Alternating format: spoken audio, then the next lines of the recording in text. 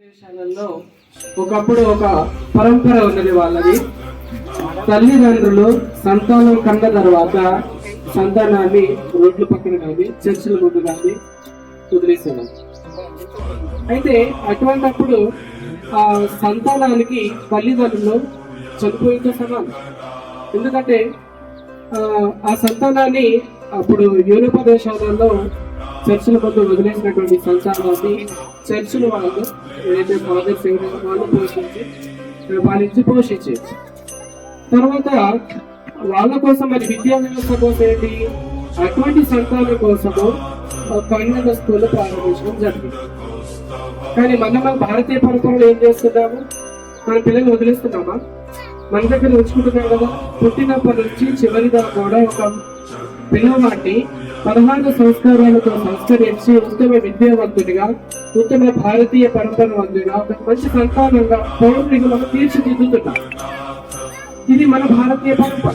కానీ అక్కడ పరంపర అలా లేదు. వాళ్ళు తల్లిదండ్రుల సుఖం కోసము సంతానం అనేది మాకు విగ్రహముగా భావించి సంతానాన్ని చర్చిల ముందు రోడ్ల పక్కన విడిచిపెట్టారు. అందుకని ఆ పిల్లవాడి దృష్టిలో అమ్మ నాన్న చనిపోయిందో సమానం. అందుకే మమ్మీ డాడీ అని పిలుస్తారు. మమ్మీ అంటే మామూలుగా మన దగ్గర చనిపోయిన మమ్మీ అంటాం కదా, బాడీ డెడ్ బాడీ మమ్మీ చనిపోయిన సమానం. అందుకే వాళ్ళ అక్కడ ఉన్నటువంటి పరంపర వాళ్ళ పిల్లలు మమ్మీ డాడీ అంటే వాళ్ళకి ఓకే. కానీ మనం కాదు కదా, మనం అలా అడుగుతలేము కదా. అందుకని అక్కడ వాళ్ళు మమ్మీ డాడీ అనొచ్చు.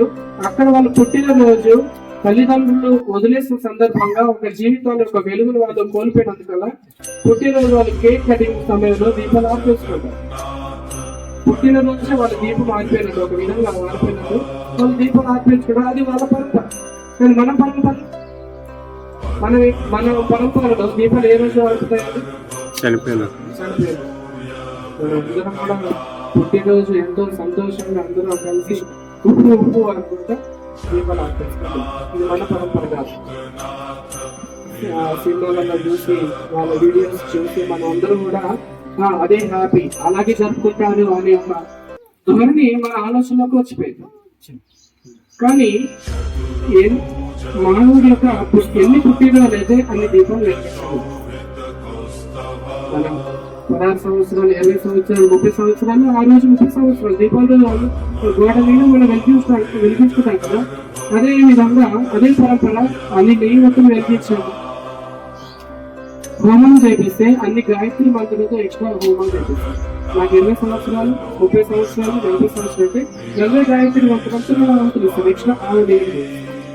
లేకపోతే పుట్టినరోజు అసలు అవన్నీ నాకు కుదరదంటే ఒక చెట్టు నాటండి, జీవితాంత ఆక్సిజన్ ఇస్తాం. అది మన భారతీయ పరంపర.